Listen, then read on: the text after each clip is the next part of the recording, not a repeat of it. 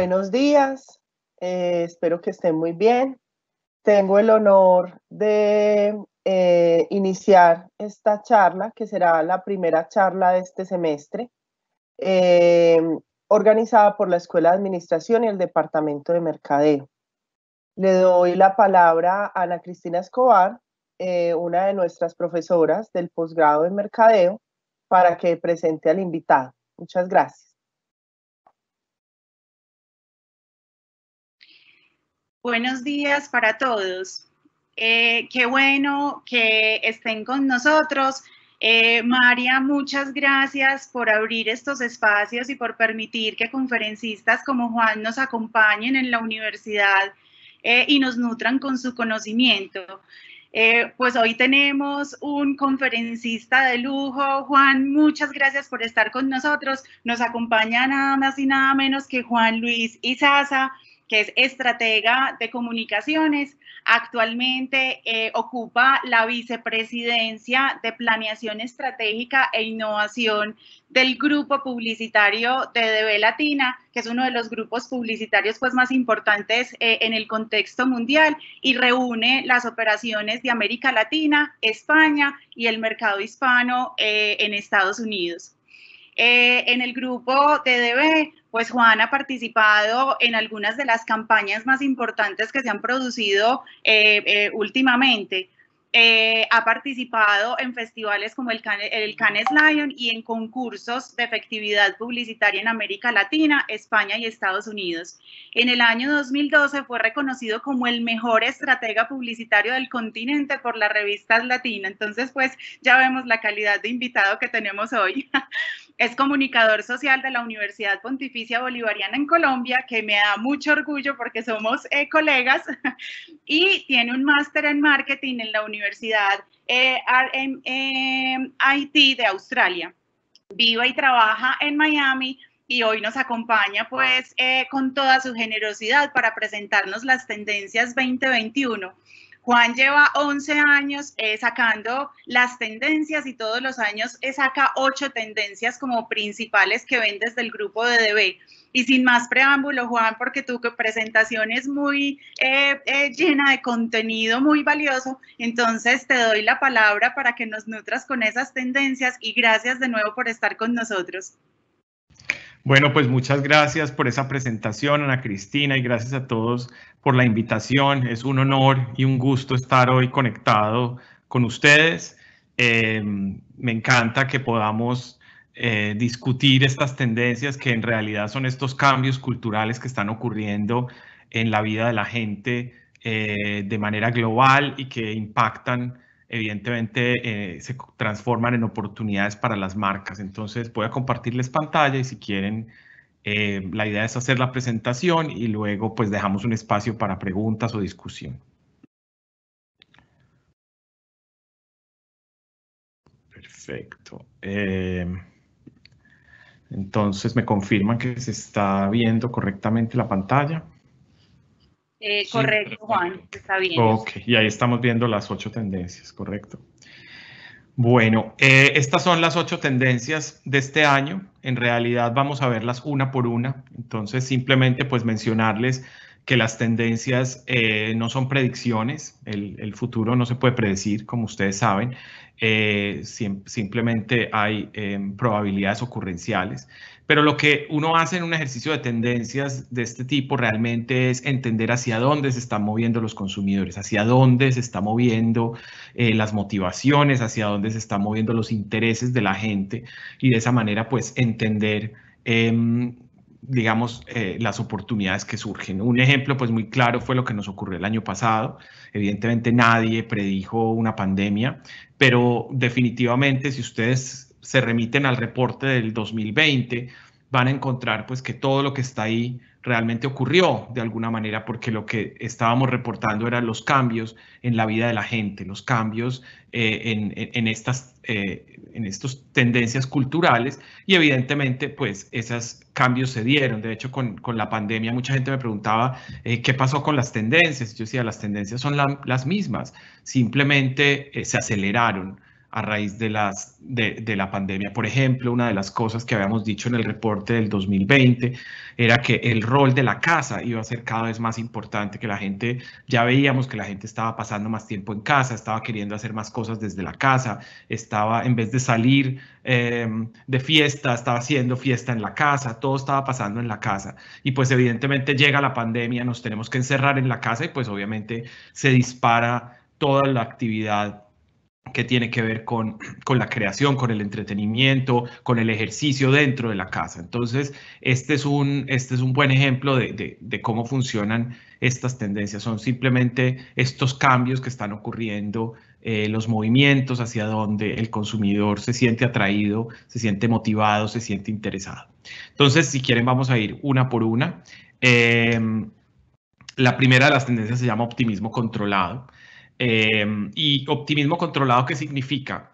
Que vamos a estar optimistas este año, pero que evidentemente vamos a también sentir que no hemos avanzado tanto, vamos a sentir que las cosas no hay tantas razones para ser optimistas, pero sin embargo vamos a debatirnos un poco entre, si lo podemos llamar así, vamos a debatirnos entre el miedo y la esperanza, de alguna manera. Esos serán como los dos movimientos entre los que estaremos. Quisiera comenzar pues con esta imagen, ¿no? Que esta imagen pues a muchos nos llena de esperanza, muchos pensamos que no lo íbamos a ver, que algo iba a pasar y que esto no se iba a poder producir, pero finalmente pues Biden es presidente, ¿no? Y esto definitivamente nos llena de optimismo, no solo en Estados Unidos, sino en todo el mundo. Pero aquí hay un punto interesante y nos llena de optimismo, pero ¿dónde está el optimismo controlado? El optimismo controlado está aquí, en que empezamos a ver cómo el 80%, alrededor del 80% de los votantes de Trump o de los votantes de Biden desconfían de la gente que votó por el otro candidato, ¿no? De hecho, creen que no están de acuerdo con los mismos valores americanos. Y la gráfica de la derecha, que es muy impresionante, es del Eurasia Group, donde se establece que el 82% de la gente que votó por Trump considera que Biden no es el ganador legítimo de las elecciones. Con lo cual hay esperanza, pero hay preocupación. Esto ya lo veíamos la primera semana del año, justamente cuando ocurrió todo lo del Congreso norteamericano, vimos justamente eso. Era esperanza, pero miedo, ¿no? Ese será el movimiento que vamos a tener este año. Y esto me lleva a recordar un artículo que me parece súper interesante mencionar acá. Es un artículo de un profesor que se llama Eric Finkel, de Northwestern University. Él realmente es experto en relaciones interpersonales, en terapias de pareja y todo esto. Y la revista Time el año pasado le comisionó que por favor le ayudara a entender qué era lo que estaba pasando en la sociedad norteamericana, así como si se estuviera interpretando un matrimonio, ¿no? Como si se estuviera tratando de entender qué pasa en la sociedad, ¿no? Cómo son esas relaciones entre los seres humanos. Y el profesor Finkel lo que dice es muy interesante. Mira, hay tres fenómenos que es lo que está marcando realmente las relaciones entre las sociedades. Esto lo piensa él para la sociedad norteamericana, pero estoy seguro que si lo llevamos a la sociedad colombiana o cualquier país de Latinoamérica y probablemente cualquier país del mundo, vamos a ver un fenómeno muy parecido. En primer lugar, estamos viendo un tema de burbujas de opinión. Creo que ya todos hemos oído hablar de este tema, es decir, cada uno se rodea, sigue en las redes sociales a la gente que piensa como uno, con lo cual pues terminas viviendo como un poco en esta isla donde en esta burbuja, literalmente, donde no estás teniendo demasiado influjo de otras partes ni de otros puntos de vista. Ese es el primero de los fenómenos. Pero hay dos fenómenos adicionales que dice el profesor Finkel que son bien interesantes. El primero lo llama inferioridad moral. ¿Qué quiere decir inferioridad moral? Quien tiene ideas diferentes a las mías, quien vota por el otro partido, quien vota por la otra corriente política, ya no es visto como alguien que está equivocado, como alguien que toma decisiones incorrectas, sino como alguien moralmente inferior. Y esto genera una ruptura gigantesca. La política siempre ha existido, pues evidentemente un lado o el otro, la izquierda, la derecha. Siempre ha habido partidos políticos, siempre ha habido, pues, evidentemente gente que vota por unos y gente que vota por otros. Pero históricamente la gente decía, lo que pasa es que estas personas no tuvieron oportunidades, no saben, no entienden, no conocen, son ignorantes, lo que sea, pero la razón por la que votan es que están de alguna manera equivocados en su voto, pero no que son inferiores desde el punto de vista moral, porque eso significa que se lleva la discusión de un plano político a un plano que se parece más a un plano religioso, es decir, él es de otro, él es, ¿no? Como en la Edad Media, los infieles, ¿no? Entonces se vuelve un poco como esa división y evidentemente tiene un impacto gigantesco. Y lo otro que él habla es la mega identidad, que también es un fenómeno muy complejo en el que dice que las ideologías se han vuelto bloques, lo cual es absurdo. Entonces, ¿qué quiere decir que se han vuelto bloques? Si yo, por decir algo, estoy de acuerdo con el matrimonio entre personas del mismo sexo, entonces se asume que yo también estoy de acuerdo con el aborto, también estoy de acuerdo con las manifestaciones, también estoy de acuerdo con la liberación de no sé qué. O sea, simplemente el estar de acuerdo con algún punto de vista me hace ser etiquetado como que estoy de acuerdo con todos los puntos de vista que no son tradicionales. Esas megaidentidades son muy delicadas porque lo que hace es que generan unos bloques que no conversan entre sí. Mientras que en la sociedad uno podría decir, bueno, yo no estoy de acuerdo con el aborto, pero sí estoy de acuerdo con esto, estoy de acuerdo con las relaciones de parejas del mismo sexo, pero no estoy de acuerdo con que la economía funcione no sé qué. Entonces simplemente estoy con diferentes posturas, con lo cual puede haber medios, puede haber puntos medios donde haya discusión, pero si todos son bloques, pues es imposible tener esta conversación. Y dice realmente el profesor Finkel que lo que hace esto es que genera un matrimonio, el matrimonio más tóxico posible, dice él, llevando la analogía de las relaciones de pareja a la sociedad, y es creamos un matrimonio tóxico en la sociedad, ¿no? Estamos rodeándonos de gente que odia a la gente que nosotros odiamos, la gente se define políticamente a partir del odio y no del seguir un punto de vista o una ideología. Entonces es un momento complejo y eso hace que nuestro optimismo, que nos da tanta alegría ver los avances, que nos da alegría cuando vemos que la pandemia de alguna manera empezamos a ver la luz al final del túnel porque ya hay vacunas, porque lo que sea, pues evidentemente estas cosas nos hacen controlar nuestro optimismo. Y hablando del tema de vacunas, pues precisamente también es interesante ver cómo ha bajado el interés por las vacunas y pues ahora probablemente que ya están disponibles, pues la gente finalmente termine vacunándose, pero hemos visto cómo, este es un estudio de Pew Research Center, entre mayo y septiembre del año pasado, vemos cómo bajó el interés por vacunarse dramáticamente. Entonces, también, es decir, ¿es la vacuna la solución? No lo sabemos. Entonces ya empieza, tenemos la vacuna, celebrar, ¿no? Todo el mundo, la foto cuando vacunan la primera persona y a la semana no, resulta que es que hay otra variante que no se sabe si la vacuna. Entonces nos vamos a mover un poco entre este optimismo y esta, como les decía, entre el miedo o entre la frustración y la esperanza. Y aquí la pregunta siempre es, bueno, ¿y qué pueden hacer las marcas, no? ¿Qué pueden hacer las marcas en un contexto en el que la sociedad la mitad del tiempo está soñando y la otra mitad está preocupada o con miedo? Y la respuesta es ser muy realistas. No es el momento para discursos inspiracionales, súper optimistas, no es el momento para eso. El otro día escuché una cosa que me impactó mucho y es que en Estados Unidos 2 de cada 3 jóvenes piensan que dentro de 5 años estarán peor. Y lo que decían era que esto es una cifra histórica. Nunca se había dado en la historia probablemente de la humanidad que la gente pensara que en 5 años iba a estar peor. Y eso es muy fuerte porque la realidad es que hemos vivido siempre la esperanza. Miren cómo siempre la publicidad nos ha dicho, no solo la publicidad política, muchas veces, muchas marcas han dicho el futuro, vamos a estar mejor, hay que mirar al futuro, lo que viene será maravilloso, construyamos para el mañana, los niños son el futuro, no sé qué, y al final nos damos cuenta que hoy la gente siente una sensación de que el futuro va a estar peor. Y no solamente peor que sus padres o peor que sus abuelos, sino peor que el mismo momento que estamos ahora. Entonces, es un momento muy complejo para que las marcas traten de levantar estos mensajes de exageración, de optimismo y tal. Hay que tener mucho cuidado con eso. Hay una campaña que me gustaría mostrarles muy rápidamente, probablemente ya vieron este comercial, pero para mí es exactamente el brief que yo le daría a una marca que quiera hacer una campaña hoy con los consumidores, justamente porque es capaz de decirles, tengan esperanza, pero habrá frustración, habrá momentos difíciles. Y eso es lo que me parece que es más sensato.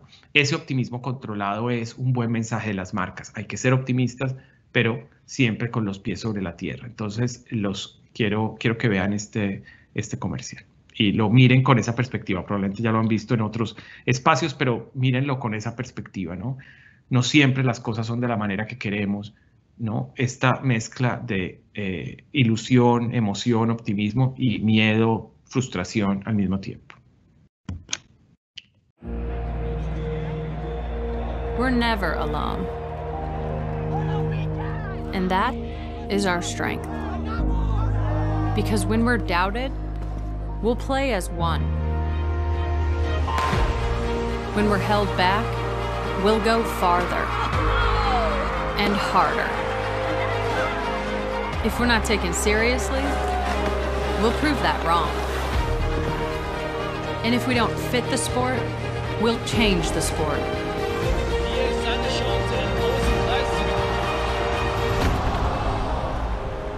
We know things won't always go our way. And the world's sporting events are postponed or cancelled. But whatever it is, we'll find a way. And when things aren't fair, we'll come together for change. We have a responsibility to make this world a better place. And no matter how bad it gets, we will always come back stronger. Because nothing can stop what we can do together.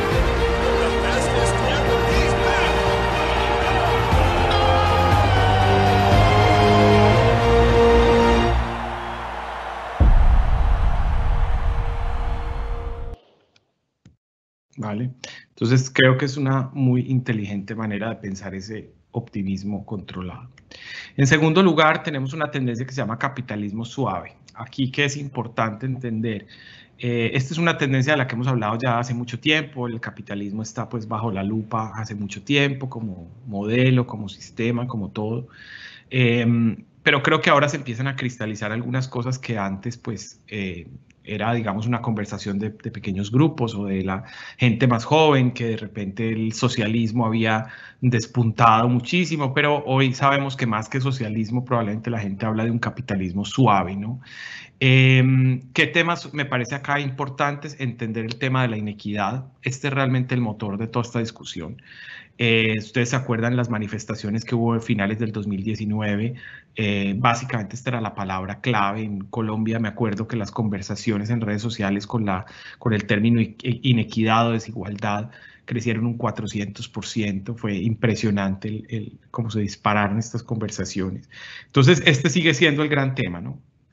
La gente lo sabe en el barómetro de la confianza de Edelman, que salió ahora en enero de este año, pues 62% de la gente lo sabe y lo dice en el mundo, que la gente con menos educación, menos recursos y demás, pues van a salir mucho peor durante esta pandemia. Se habla mucho, como ustedes habrán escuchado, de la recuperación en forma de K, ¿no? Entonces los que estaban bien van a quedar mucho mejor y los que estaban mal van a quedar mucho peor. Y eso es un poco lo que estamos viendo en nuestros países. Y ahí el tema de la inequidad, pues, será muy importante, ¿no? El Fondo Monetario Internacional dice que el índice Gini de desigualdad se va a incrementar 1 o 2 puntos. Dice que esto hará que momentos de inequidad pues facilitan que se genere este tema de protestas o marchas de los ciudadanos, manifestaciones. Entonces seguramente ese es un tema que vamos a ver, cada vez ya estamos viendo, pero que vamos a ver pues con más fuerza durante todo el año. El otro tema que es interesante es esto que se llama Stakeholders Capitalism, y es que seguramente ustedes habrán escuchado mucho hablar de este tema, y es este capitalismo que no es capitalismo de shareholders, sino de stakeholders, es decir, es un capitalismo, dice el Foro Económico Mundial, que llevamos viviendo en un modelo capitalista pues creado y pensado desde los accionistas, y que viene una etapa de un capitalismo pues que piensa en dos cosas fundamentalmente: la comunidad. Entonces piensa en los consumidores, en los empleados, en los entes reguladores, o sea, estos stakeholders. Todo el mundo debería ganar, no solamente los dueños y los accionistas, sino todo el mundo gana de alguna manera. Y el segundo elemento que es clave es el largo plazo. Es un capitalismo que entiende el largo plazo, que deja de tener esta obsesión por cómo se cierra el Q y con las utilidades de este Q, y empieza a pensar más en el largo plazo, ¿no? Y esto, pues, digamos que está impactando muchos espacios, como muchos de ustedes sabrán, en temas de startups y de emprendedurismo, cómo se genera esta visión de tratar de pensar más en el largo plazo, más en sostenibilidad, más que en esta obsesión, ¿no?, de los unicornios. Y entonces, como les decía, el Foro Económico Mundial, pues lo que hace es que habla del Great Reset, y lo que dice con este gran reinicio es que tiene que ser una manera nueva de pensar el capitalismo, un capitalismo que entiende los desafíos de la tecnología, los desafíos ambientales relacionados, pues, con el calentamiento global y con todo el impacto, pues, en la economía, entiende la realidad después de una pandemia. Entonces, como que es un capitalismo que es consciente de todos estos cambios y de todos estos retos que tienen las compañías. Y esto, pues, está claramente alineado desde el punto de vista de las marcas con los nuevos consumidores, digamos, los consumidores más jóvenes, y aquí lo vemos cuando, digamos, tanto la generación Z como los millennials dicen que buscan a las marcas que soporten las causas en las que ellos creen. También dicen que evitan las marcas que se oponen a las causas que ellos soportan, y que buscan aquellas marcas buscan las marcas que soportan aquellos puntos de vista que a ellos les interesan, ¿no? Entonces, vemos que aquí definitivamente hay un interés claro de estas nuevas generaciones por apoyar este punto de vista. Y en este mismo estudio también, que es de Whitepulse, lo que dicen es que básicamente estas son las 10 causas que más le interesan a los consumidores.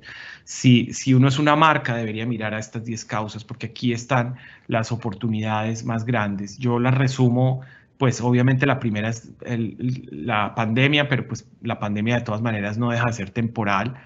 Y la pandemia les preocupa básicamente, pues, por un tema de salud, pero también, pues, un tema de pobreza. Yo creo que la gran suma fundamental de los 5 grandes temas son raza, género, educación, pobreza y clima. Esos son los 5 temas de los que hoy le interesan a la gente. Eso es lo que están esperando sus consumidores allí afuera, que ustedes les digan, que sus marcas se conecten, que sus marcas les muestren que conocen, que entienden y que hacen algo por estos 5 problemas. La tercera de las tendencias la he llamado vida anfibia, y la razón fundamental de este nombre es esa capacidad que hemos tenido de adaptación durante la pandemia, y es una capacidad de adaptación que se queda con nosotros. Es sin duda la mayor herencia que nos dejará la pandemia, esa capacidad de movernos entre lo online y lo offline, esa capacidad que tenemos entre movernos del trabajar en la casa, trabajar en la oficina, trabajar en el parque, trabajar en el campo, trabajar en la ciudad, esa capacidad que tenemos hoy de, digamos, de saltar de un espacio al otro, de un entorno al otro, pues es algo que nos quedará para siempre.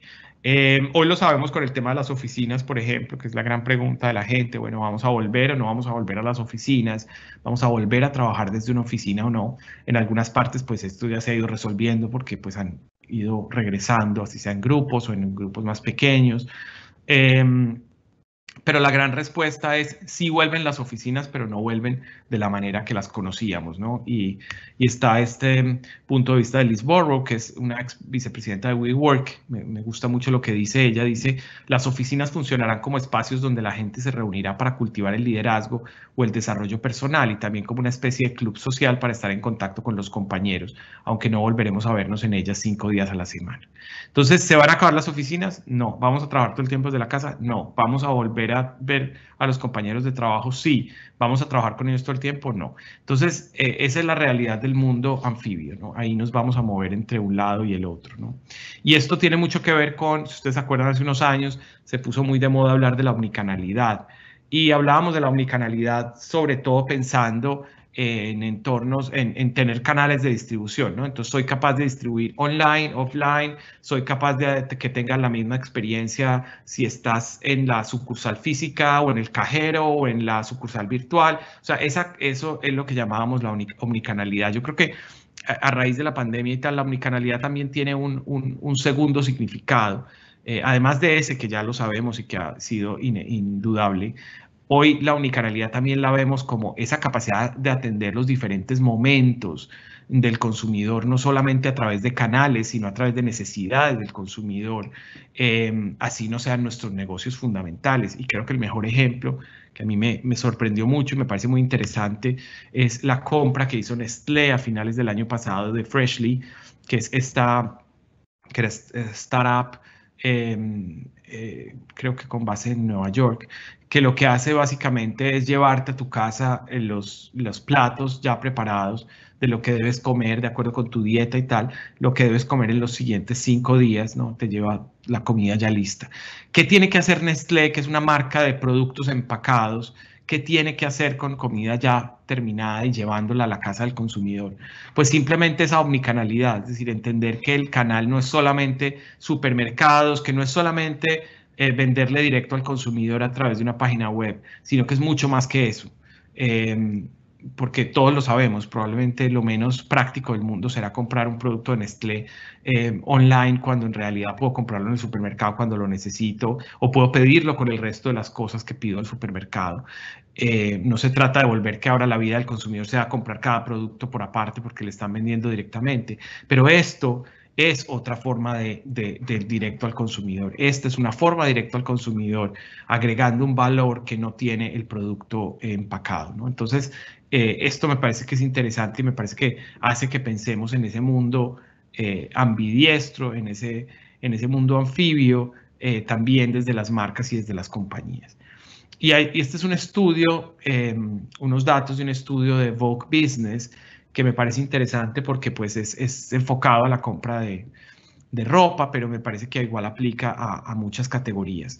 56% de los consumidores dicen que ahora son más propensos a comprar productos de moda de manera online. 56%. No nos sorprende, ya lo sabíamos. Para nadie es una sorpresa ahora decir que el e-commerce está en auge. Todos lo sabemos. ¿Y va a seguir existiendo? Claro que sí.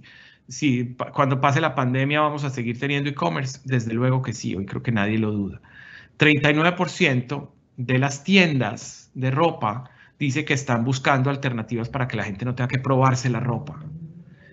Entonces también eso nos dice que 39%, con lo cual nos dice que hay una porción que está trabajando en formas de compra virtual, pero nos dice que hay una porción grande que todavía está confiando en que la gente vaya a la tienda y se pruebe la ropa. Y un 61% de los consumidores dicen que volverán a comprar en las tiendas físicas cuando se solucionen el tema sanitario, ¿no? Cuando el tema de seguridad esté listo. Entonces, ¿eso qué nos dice? 61%, pero hay casi un 40% que no. Entonces, la pregunta es, ¿se va a acabar el e-commerce cuando pase la pandemia? No. ¿Vamos a volver a las tiendas? Sí. ¿Vamos a volver a las tiendas en los volúmenes que estábamos? No. ¿Vamos a comprar todo online? No. ¿Nos vamos a poder probar las cosas online? Sí. ¿Nos vamos a poder probar las cosas físicas? Sí. Entonces, ¿qué es lo que desaparece? Nada. ¿Qué es lo que queda? Todo. Es decir, es realmente un mundo ambidiestro en el cual vamos a movernos entre uno y lo otro. Y no es que, como estábamos acostumbrados, la gente más joven compra online, la gente mayor compra... No, vamos a aprender a comprar on y offline todos al mismo tiempo y cruzado completamente. Aquí hay un ejemplo que quiero mostrarles muy rápido, que me parece interesante, que es de Burberry, la marca de ropa, este experimento que hicieron en Shenzhen, en China, donde miren cómo se combina lo virtual, lo online, gaming, transacción, todo el uso on y offline completamente mezclado en una misma iniciativa.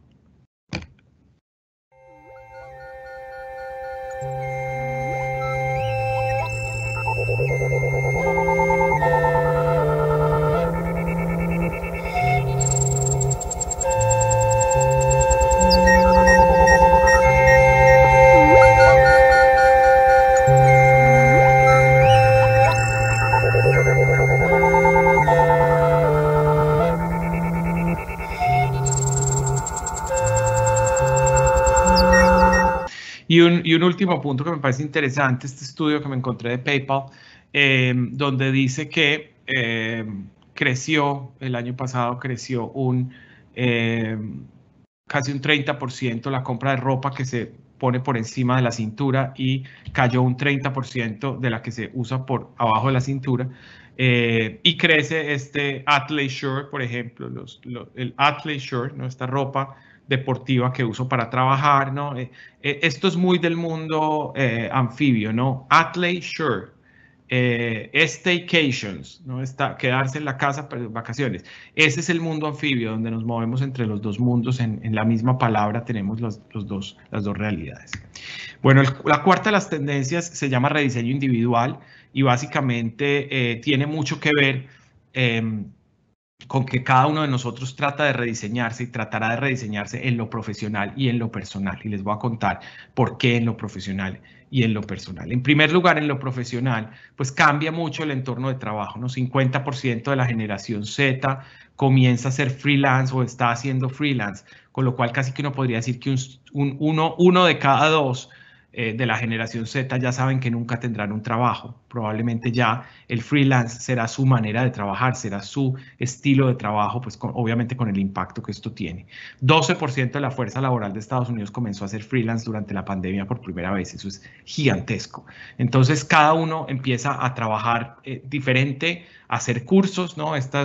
Todas estas gráficas que hemos visto del crecimiento de Coursera, de Udemy, de todas estas plataformas, pues nos muestra y también de las universidades cuando hemos visto que la gente aprovechó este tiempo o aprovechó sobre todo mucho al principio de la pandemia para tomar cursos y demás, pues la gente se está rediseñando profesionalmente, pero también se está rediseñando como persona, ¿no? Estamos viendo un fenómeno interesante que tiene que ver con esas nuevas minorías o esas minorías que se vuelven mucho más deseadas. Y aquí hay un ejemplo que me parece súper interesante de esta mujer, ¿no? Que se llama Halsey, que es esta cantante americana, artista, que la revista Time el año pasado la nombró como uno de los 10 líderes de la próxima generación. Y que me parece interesante de ella, que cuando contaba su historia, contaba 3 bis, ¿no? Decía que se define a partir de 3 bis: birracial, bisexual y bipolar. Y me parece interesante porque yo pensaba hace 10 años cualquiera de esos 3 bis hubieran sido seguramente un obstáculo, ¿no? Para su avance profesional, y sin embargo ella lo vuelve una bandera, ¿no? Hoy piensen ustedes un artista, piensen ustedes una persona que hoy sea una celebridad relevante o en crecimiento, que no luche en contra de alguna desigualdad, de algún factor, de alguna minoría. Es imposible. Todos, si ustedes miran cualquier celebridad, está luchando por eso, por un tema racial, o está peleando en contra de lo que sea, así sea en contra de Trump, pero algo está teniendo como una lucha, ¿no? Como una bandera, ¿no? Entonces esa es una realidad que estamos viviendo y que todos y las marcas lo están viviendo de la misma manera, pues tienen que luchar por algo, ¿no? Tienen que tener una causa. La quinta de las tendencias se llama Doctor Soy Yo, y aquí lo que ha pasado pues es que pues la pandemia nos puso a hablar de inmunidad, de laboratorios, de vacunas, de millones de cosas, términos que antes pues probablemente no conocíamos. Y pues esta cosa que la gente se autodiagnostique a través de Internet pues no es nuevo, evidentemente. De hecho, América Latina es el continente donde la gente más usa Internet para temas de salud. Pero la realidad es que aparte de eso, aparte de volvernos doctores nosotros mismos con la ayuda de Internet, lo que es cierto es que estamos tratando de influir en nuestro propio cuerpo, ¿no? Estamos tratando de volvernos como los jefes de nuestro propio cuerpo y de nuestra propia salud. A mí me llamó mucho la atención que entre los propósitos del nuevo año, cuando le preguntaban a la generación Z y a los millennials, el comer saludable aparecía en tercer lugar. Me impactó mucho, pues porque pensaba que hace 10 años eso sería impensable, ¿no? Estamos hablando cada vez más de este concepto de la comida como una medicina. Vemos como la gente experimenta con su propio cuerpo, entonces dice voy a hacer este ayuno intermitente y entonces voy a hacer ayuno y voy a hacer ejercicio a ver cómo me va y voy a ayunar y voy a dejar de comer esto y voy a comer más de esto a ver qué pasa, ¿no? Estamos como experimentando como que nuestro cuerpo es un laboratorio, ¿no? Y hay una cosa que es muy nueva y que me parece muy interesante y es la comida también como medicina para la mente, ¿no? Hay una escritora que se llama Rachel Kelly, que tiene un libro que se llama The Happy Kitchen, y ella dice, el poder que tiene la comida de afectar nuestro estado de ánimo va mucho más allá. De hecho, la importancia de la dieta en nuestra salud mental o la llamada psiquiatría nutricional por fin está siendo tomada en serio por los psiquiatras tradicionales. Entonces, ese concepto psiquiatría nutricional, pues que nos parece tan raro hoy en día, creo que va a ser muy, muy importante y la gente cada vez más va a tratar de conectar lo que come con lo que con sus estados de ánimo. Y pues evidentemente esto es relevante en un momento de pandemia en el cual hemos visto estos crecimientos pues de los niveles de ansiedad, de depresión, de soledad, de todo en las generaciones más jóvenes particularmente. Así que este es un tema sobre el cual definitivamente vamos a seguir escuchando mucho y sobre el cual las marcas pueden hacer muchas cosas. La sexta de las tendencias se llama desconfianza normal y básicamente esta tendencia lo que nos dice es que vamos a ser cada vez más desconfiados, estamos ante el momento de mayor desconfianza que nos podamos haber imaginado en la historia. Si ustedes miran en el barómetro de la confianza de Edelman, han caído la credibilidad de los expertos académicos, los expertos de una compañía, una persona como yo. Si ustedes se acuerdan o si conocen históricamente este estudio de Edelman, ha sido siempre muy interesante ver cómo la gente en un momento dado valoró mucho más la confianza en una persona como yo. O sea, hubo un momento en que la gente decía, no creo en los políticos, no creo en las empresas, no creo en nadie, pero creo en mi vecino, en mi amigo, en mi hermano. Hoy ni siquiera eso. Estamos en un momento histórico de baja credibilidad también de una persona como yo, de los CEOs también, de los representantes de las ONGs. Realmente no creemos en nada. Hace unos años, ustedes se acuerdan que decíamos, bueno, la gente ahora ya no cree sino en las redes sociales. Ahora tampoco las redes sociales están en el nivel más bajo de credibilidad que conozcamos. Lo mismo los motores de búsqueda. La gente piensa que los motores de búsqueda te están mostrando todo gracias a un algoritmo que tiene unos intereses particulares políticos o económicos. Lo mismo las redes sociales. Los medios tradicionales tampoco logran recuperar esa credibilidad y por el contrario pues están en su nivel más bajo histórico. Entonces, ¿qué pasa? Que hoy tenemos un tema profundo de falta de credibilidad. ¿Qué pueden hacer las marcas frente a ello? Hechos. El único antídoto contra la incredulidad son los hechos. Nosotros lo sabemos históricamente en marketing, que siempre hemos hablado de la promesa de la marca. Yo creo que ese es un concepto que tendríamos que rebatir cada vez más y que para este momento definitivamente no nos sirve. Yo no creo que sea un momento para que las marcas prometan nada. Yo creo que es un momento para que las marcas hagan y comuniquen lo que hacen, pero no para que prometan nada. No es un momento para prometerle a la gente que va a ser más próspero, que va a ser más inteligente, que va a ser más atractivo, que va a ser más deseado gracias a una marca. Creo que no es el momento. Creo que hoy estamos en una era del marketing que tiene que ver con el bienestar colectivo, lo llamamos la era de lo público, y en esa etapa de bienestar colectivo, pues la gente está preguntándole a las marcas, ¿qué vas a hacer por la sociedad? ¿Qué vas a hacer para que todos salgamos adelante?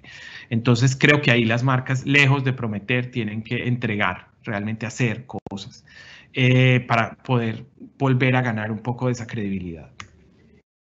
La séptima de las tendencias se llama pensar humano. Y aquí hay dos cosas que me parece importante destacar. Esta tendencia pues es más amplia y quienes quieran leerla en el documento, pues con mucho gusto ahora les paso el link para que lean el documento completo si quieren. Pero lo que me parece interesante destacar aquí son dos cosas. Una, cómo la gente empieza a pensar humano significa pensar a escala humana. piensa mucho más en su casa, en su barrio, en lo local, ¿no?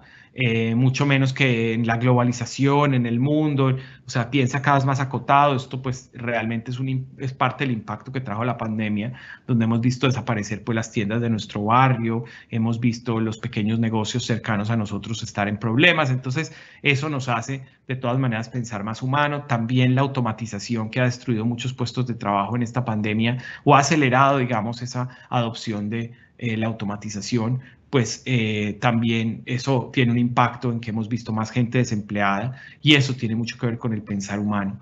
También tiene mucho que ver con el rol de nuestra casa, ¿no? A mí me sorprende mucho este tema, por ejemplo, la forma como la pandemia nos ha enseñado que podemos hacer nuestro ejercicio en casa. Yo digo que Peloton es la marca de gimnasios más grande del mundo del futuro, porque pues va a estar en cada casa o en muchas casas. Y lo mismo pasa con todos estos devices que nos permiten pues ejercitarnos en casa. Este caso de Mirror, que lo compró Lululemon, que es una compañía de ropa, me parece súper interesante entender cómo una compañía como esta entiende que el futuro pues tiene mucho que ver con que la gente se ejercite en casa. Entonces, eso creo que hace parte de ese mundo mucho más a escala humana. Como les digo, también la importancia del barrio, ¿no? París había lanzado ya antes de la pandemia esta idea de la ciudad de los 15 minutos, que es no necesitar autos, sino moverte en bicicleta o a pie a tu trabajo, a tus compras, a tu entretenimiento. Y esto pues implica un gran impacto, porque las ciudades estaban hechas justo al revés. O sea, las ciudades tenían una zona industrial, la zona empresarial, la zona de vivienda, la zona de tal. Entonces, evidentemente, pues esto significa pues grandes cambios, pero creo que es interesante esa idea del barrio, de lo local, de lo cercano, sobre todo durante la pandemia. Y ustedes me dirán, bueno, pero esto tiene que ver con también el comercio local, con comprarle a los negocios locales, no comprar online. No va en ese sentido. De hecho, un estudio que hizo Vogue Business antes de la pandemia, había hecho este estudio antes de la pandemia y en el coronavirus también. Miren cómo se da cuenta uno que lo que más crece, el gap más grande de antes a después, tiene que ver con la compra del e-commerce local. La gente quiere comprarle a los negocios locales, pero quiere poder comprar online. De hecho, me sorprendió mucho esta idea que lanzaron en Canadá, que se llama notamazon.ca, y que es interesante porque básicamente es un e-commerce que busca competirle a Amazon, simplemente vendiendo productos locales. Esta sensación, no Amazon, no estas grandes compañías, no, seguramente va a ser muy fuerte, y vamos a ver mucho crecimiento de esto que tenga que ver con el impacto local, ¿no? Bueno, y finalmente la última de las tendencias se llama vergonzosa culpa, y vergonzosa culpa tiene mucho que ver con la sensación que tenemos hoy frente al tema ambiental. Y aquí quiero explicarles un poco la evolución que yo veo en la discusión sobre el tema ambiental. Ustedes se acuerdan que hace un tiempo pues hablábamos como del eco-chic, ¿no? Trend Watching hablaba mucho del eco-chic, ¿no? Que es tener actitudes ecológicas o amigables con el ambiente, pues era algo chic, era algo de moda, era algo cool. Y de eso fue pasando y llegamos hasta el momento en el cual empezamos a ver la realidad del tema ambiental, y fue cada vez más apremiante la realidad, y empezamos a ver los gobiernos salirse del Acuerdo de París o los gobiernos no hacer lo suficiente por el tema ambiental, las empresas, grandes corporaciones tampoco, y vino una sensación de rabia y frustración. Si ustedes se acuerdan, pues Greta Thunberg es probablemente la mejor expresión de esa rabia, de esa frustración. Extinction Rebellion, que es un grupo pues casi extremista en términos del medio ambiente, casi que defendiendo que tiene que morir gente para poder salvar el planeta, lo que sea. Entonces, vemos cómo de esa rabia y de esa frustración de Greta Thunberg y de Extinction Rebellion, pues viene la pandemia, y de alguna manera todos nos obligamos a mirarnos a nosotros mismos. Pues sí, los gobiernos tienen que hacer, las empresas tienen que hacer mucho por el medio ambiente, pero nosotros finalmente somos los culpables de todo esto, ¿no? Cada uno de nosotros de alguna manera pues tiene una cuota de responsabilidad en lo que ha pasado y en lo que está pasando con el planeta, y la pandemia nos hizo mirar, aunque no lo viéramos tan directamente relacionado, pues sí nos hizo mirar el tema de frente, ¿no? Y nos hizo mirar el tema ambiental con mucha más seriedad. Y empezamos a ver cosas como esta, ¿no? Esta noticia del año pasado, de finales del año pasado, donde hablaba de los trozos de microplástico en las placentas de los bebés no nacidos. Y ya empezamos a entender que de alguna manera, pues en nuestro cuerpo hay plástico. También la noticia de los bebés que nacieron en Australia después de los incendios del año pasado y cuyos pulmones tenían los daños ya de por vida que tendrían si sus mamás hubieran fumado todo el embarazo. Entonces empezamos a ver que el tema ambiental y ya el tema del calentamiento global y ya todo el tema ya pasa por nuestros cuerpos, no es un tema de las playas, no es un tema del plástico en la mitad del océano, no es eso, es también en nuestro cuerpo ya empezamos a ver las consecuencias del cambio climático y demás. Y ahí pues aparece, digamos, esto que me pareció interesante. New York Times hizo este documental que se llama How to Stop the Next Pandemic. Y ellos básicamente lo que dicen es, ¿quién tiene la culpa de la pandemia? Y la respuesta es tú, todos nosotros, cada uno de nosotros tiene la culpa de la pandemia, ¿no? Y explican por qué, digamos, los desarrollos urbanísticos y muchas cosas de las que consumimos y demás, pues hacen que se rompan estas cadenas alimenticias y que se genere, pues hoy fue con un murciélago, puede ser mañana con un mosquito, puede ser con cualquier otra especie que se rompa una cadena alimenticia y se rompa, digamos, el orden natural y se generen estos virus, ¿no? Entonces, ¿qué hace el consumidor ahí? Pues hace este autocontrol, ¿no? Empieza como a tomar acciones por su propia cuenta. Aquí me parece súper interesante destacar este caso de Allbirds, que es esta marca de zapatos que lo que hace es que pone al lado del precio del producto, pone la huella de carbono.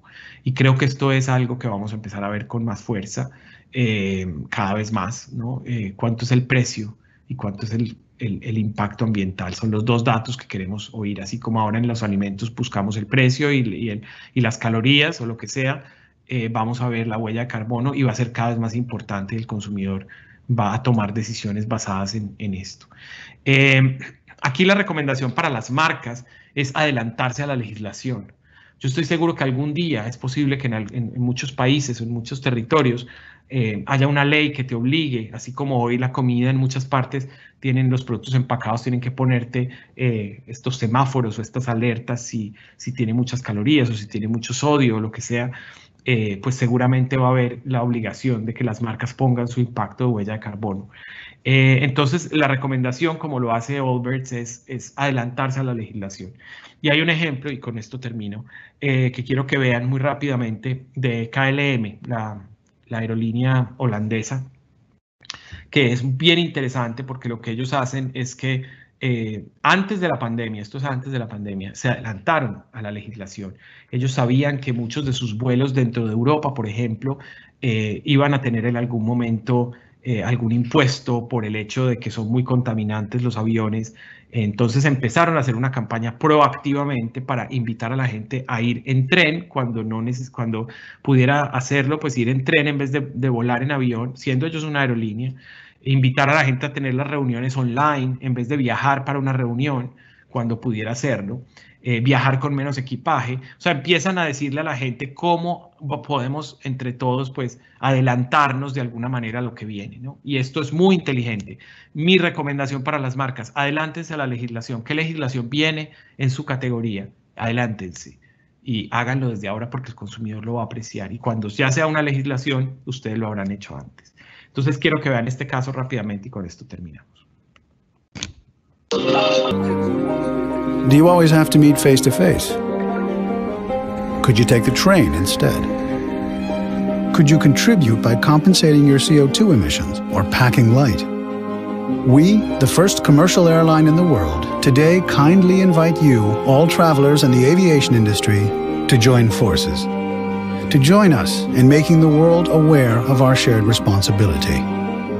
We all have to fly every now and then. But next time, think about flying responsibly.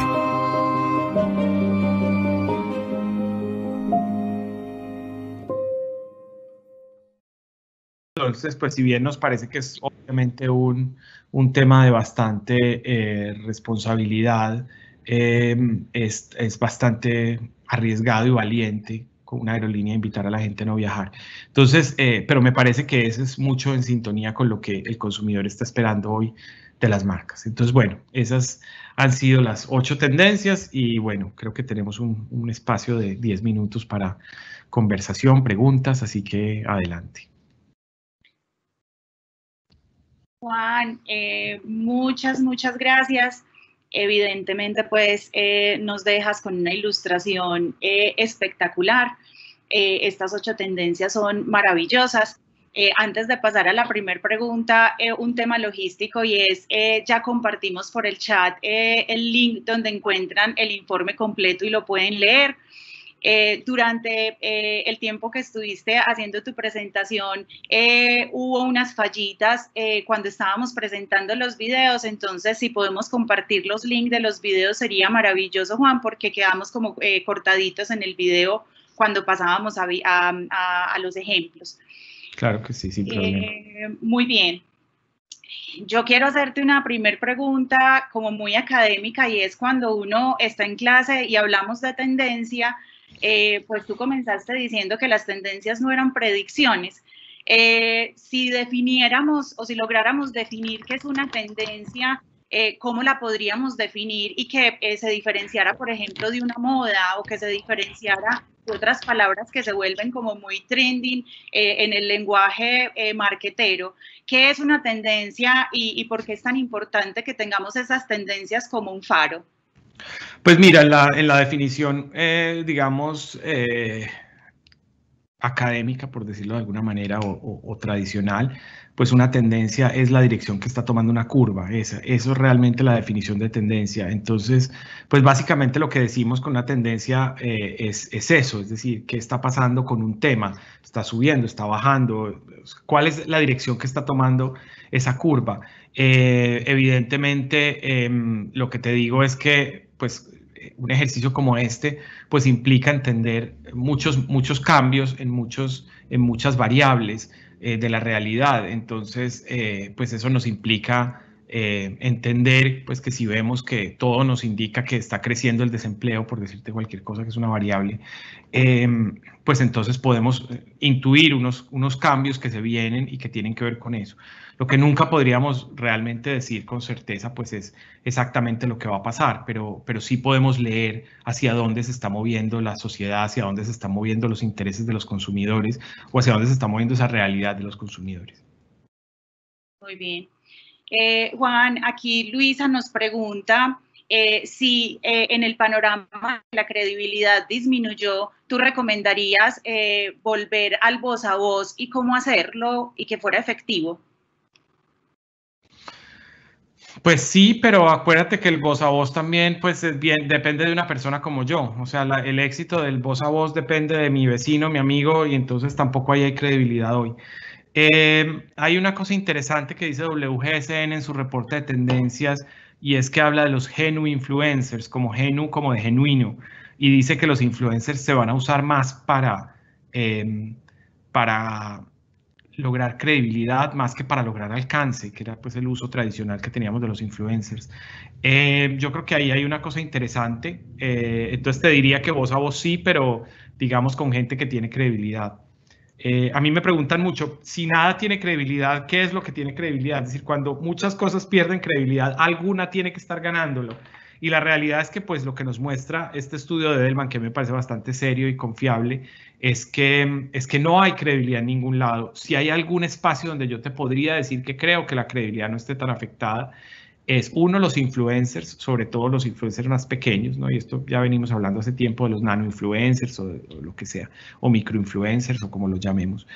Creo que ahí hay un espacio de credibilidad y hay un espacio de credibilidad que yo creo que existe en las startups. Yo creo que la gente hoy, si bien a la gran corporación le tiene desconfianza, yo creo que hoy hay mucho más confianza en esas pequeñas empresas. En algunos casos también vemos en casos como Colombia la desconfianza que hay con los Rappi, por ejemplo, cuando son ya compañías pues tan sólidas, pero que nacieron realmente de una iniciativa un grupo de personas, no vienen como, no se asocian, digamos, a esta gran corporación, pero pues ahí probablemente no hay mucha credibilidad o tanta credibilidad como debería o como merecería tenerla, pero sí creo que hay muchas startups probablemente más pequeñas o negocios más locales que yo creo que ahí sí puede haber credibilidad. Muy bien, muchas gracias, Juan. Andrea trabaja en el sector moda y nos pregunta si tú recomendarías fomentar eventos presenciales y espacios para volverse a encontrar. Pues yo creo que ahora no es el momento, pero yo creo que va a ser una gran oportunidad. Yo creo que la gente lo va a valorar mucho más en el futuro y creo que va a ser importante. Lo único que diría es que esos eventos no se piensen como los pensábamos antes, ¿no? Como puramente eventos físicos, sino acompañarlos de elementos virtuales, hacer que sea parcialmente virtual, parcialmente presencial, algunas personas en persona, otras personas virtualmente, o que tienes una parte de la experiencia virtual y luego tienes otra experiencia en el lugar del evento. Eso es lo que yo invitaría. Ahora, ¿cuándo? No lo sabemos, porque la realidad es que pues todo nos muestra que realmente la pandemia pues no va a haber el día en que digamos ya salimos, sino que todo va a ser un poco progresivo, ¿no? A mí me llamó mucho la atención ayer la noticia de Texas y creo que fue Mississippi, dos estados de Estados Unidos que ya anunciaron que terminaban las medidas de protección porque pues existe la vacuna y porque ya los casos son más bajos. Mucha gente pues ha dicho es una irresponsabilidad, mucha gente ha salido a decir que va a continuar y que solo le va a comprar a los negocios que continúen con las medidas de seguridad, pero a mí me parece lo significativo de eso, es decir, sin juzgar si me parece que esté bien o mal, lo que me parece interesante es que se empiecen a dar esos fenómenos en los cuales pues ya como que colectivamente o por lo menos validado por un gobierno como que se está pasando la página. ¿Cuándo será el caso nuestro? No lo sabemos, pero seguramente empezaremos a ver el momento en que naturalmente se empiecen a relajar las medidas y ahí creo que sea el momento para esos eventos en vivo. De acuerdo. Natalia nos pregunta, ¿qué opinas del minimalismo y del consumo consciente? ¿Cuáles crees que sean como los bienes y servicios que van en concordancia con esa tendencia y cuáles no? No, yo creo muchísimo, yo creo mucho. Yo me acuerdo hace como 3 años, una de las tendencias que yo tenía era eso. Hablé como ya hace mucho tiempo de que la gente quería vivir con menos cosas. Y creo que eso solo ha crecido y creo que en la pandemia se ha acelerado porque hemos visto como la gente pues mira su closet y ve todo lo que tiene que no se ha puesto en un año porque pues no ha podido salir y siente culpa de alguna manera también. Entonces, pues yo creo que categorías serán más, pues yo creo que las que tengan un menor impacto ambiental podrán tener más interés en la gente. Las que puedan ser compartidas, las que puedan ser más efímeras sin que eso implique un impacto para el medio ambiente.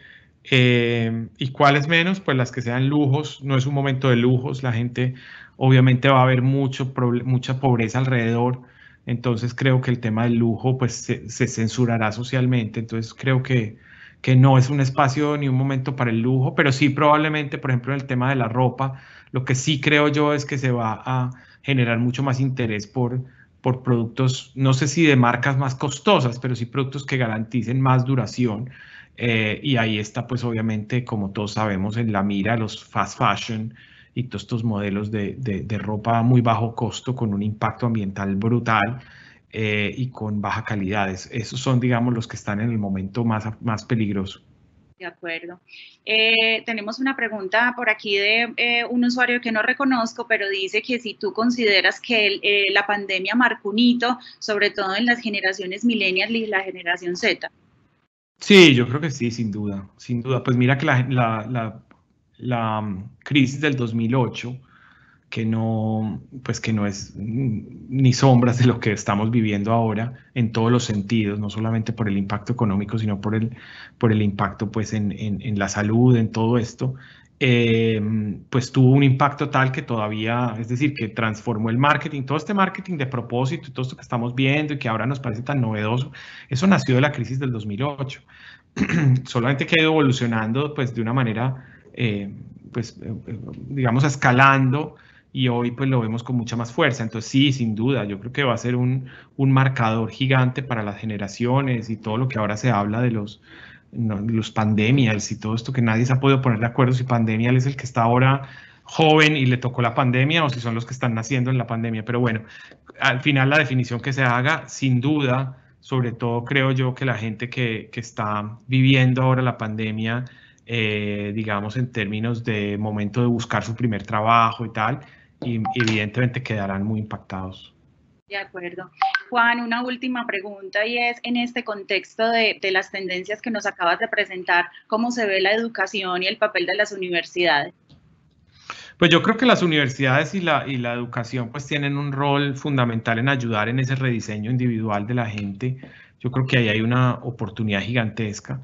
Creo que también tienen que entender mucho mejor ese mundo anfibio y lo que significa, ¿no?, la clase online y la clase presencial y todos los, qué es realmente presencial, qué es realmente virtual. Y hay una reinvención muy fuerte ahí, pues porque como todos sabemos, y ustedes pues son especialistas en el tema, pues clase virtual no significa pues la misma clase, pero puesta por Teams.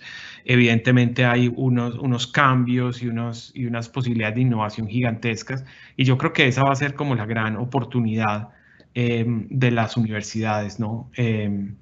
Yo creo que también y creo que es una transformación que estoy seguro pues que universidades líderes como AFIT pues lo tienen claro, pero pues viene ya un tema también de certificaciones, competencias específicas que probablemente van a hacer que el tema de las profesiones, digamos, o de las carreras universitarias largas pues también sean mucho más cuestionadas o no necesariamente sean tan masivas como lo han sido hasta ahora. Para mí empieza a ser muy complejo. Mira que todos los mundos se han entrado en una disrupción profunda cuando su competidor es Google, y cuando tú empiezas a ver que la certificación de Google es tu competidor, porque la gente sabe que si se certifica en Google puede tener un trabajo igual que si hace una carrera de 5 años, pues ahí es donde empieza que evidentemente pues nunca podría uno dimensionar la diferencia en términos de lo que implica pues pasar por la universidad y estar en los espacios, digamos, que te forma la universidad, más allá de los conocimientos o las certificaciones que puedas tener. Pero para mucha gente, digamos, es una oportunidad, digamos, a corto plazo. Entonces creo que ahí ese ayudar a construir ese largo plazo, ese recordar la importancia del largo plazo, creo que es un rol fundamental de las universidades. De acuerdo. Pues nos quedan varias preguntas en el tintero de Alexandra, de María Antonia, tenemos pues varias preguntas de Tatiana. Pero ya nos pasamos un par de minutos. Yo quiero aprovechar ya este momentico para darte las gracias en nombre de la Universidad de AFID, en nombre de la Escuela de Administración y Finanza, en nombre del Departamento de Mercadeo, porque tu presencia pues y tus aportes fueron invaluables. Entonces, María, te doy la palabra para que cierres nuestro momento de encuentro con Juan. Bueno, sí, yo me uno a las palabras de Ana Cristina. Muchísimas gracias, súper interesante la información. Yo creo que esto les va a servir mucho pues a las personas conectadas y a las personas que ya le enviemos en diferido. Y bueno, un abrazo, Juan. Qué bueno poder estar contigo. Muchas gracias a ustedes. Les mando un abrazo muy grande. Gracias por esta invitación. Nosotros a ti, gracias. Juan. Muchas gracias. Bueno, un abrazo. Muchísimas gracias. Muchas gracias. Chao. Muchas gracias. Abrazo.